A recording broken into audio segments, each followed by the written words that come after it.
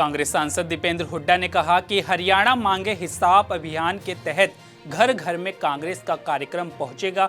मैं इस अभियान में शामिल होकर प्रदर्शन के कोने कोने में पहुंचूंगा। हरियाणा मांगे हिसाब एक हमारा अभियान, कांग्रेस पार्टी का अभियान, जिसके माध्यम से डोर टू डोर हर घर में कांग्रेस का कार्यकर्ता पहुंचेगा और मैं स्वयं प्रदेश के कोने कोने में हरियाणा मांगे अभियान के माध्यम से मैं पहुंचूंगा। सर्वदलीय बैठक के बाद भाजपा नेता सीटी रवि ने कहा कि CWRC यानी कावेरी जल विनियमन समिति हर साल अगस्त में फैसला देती थी। उन्होंने इस साल जुलाई में भी यही फैसला दिया था। पिछले साल सूखा पड़ा था और इस साल भी हम इसी तरह की स्थिति का सामना कर रहे हैं।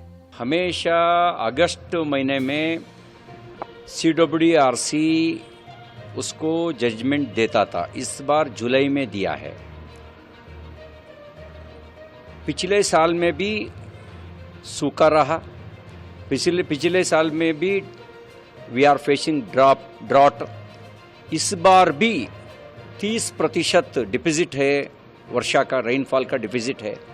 उसके लिए हमने बोला है रियलिटी को बताना चाहिए। छत्तीसगढ़ के CM विष्णुदेव साय ने कहा कि भाजपा छत्तीसगढ़ के आह्वान पर प्रत्येक विधानसभा क्षेत्र में मतदाता अभिनंदन का कार्यक्रम चल रहा है। इसके माध्यम से हमारे कार्यकर्ताओं का अभिनंदन किया जा रहा है।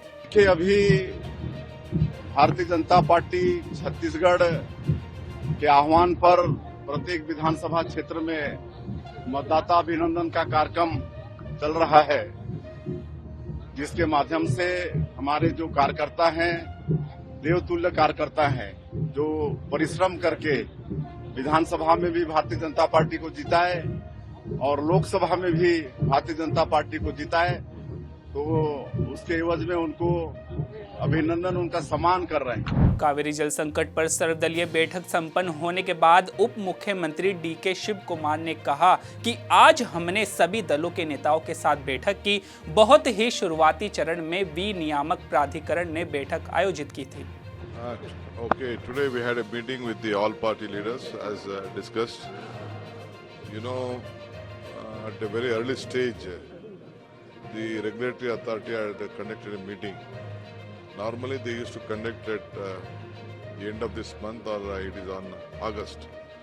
But unfortunately they have conducted and they have given decision that 1 TMC of water has to be given.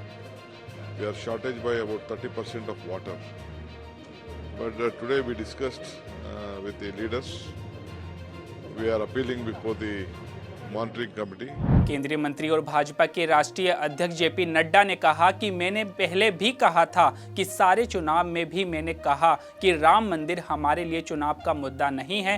Ram मंदिर हमारे लिए करोड़ों लोगों की आस्था का मुद्दा है। हम ही हैं वो आइडियोलॉजिकल पार्टी, हम ही हैं वो आदमी। और मैंने पहले भी कहा था, मैं इसलिए पत्रकार बंधु भी नोट कर लें, सारे चुनाव में मैंने कहा राम मंदिर हमारे लिए चुनाव का मुद्दा नहीं है। राम मंदिर करोड़ों करोड़ों लोगों के आस्था का मुद्दा है और आस्था से जुड़ा हुआ विषय है।